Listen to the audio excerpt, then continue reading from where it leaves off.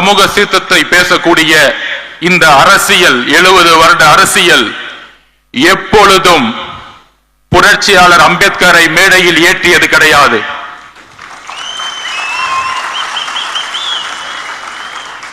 இரு பெரும் தலைவர்கள், அது ஆண் பெண் என்ற பாகுபாடு இல்லாமல் தமிழக வெற்றி கழகத்தின் எந்த ஆளுமையை தமிழகத்தில் தன்னுடைய தியாகத்தை செய்தவர்களை ஐம்பெரும் தலைவர்களாக, கொள்கை தலைவர்களாக நியமித்து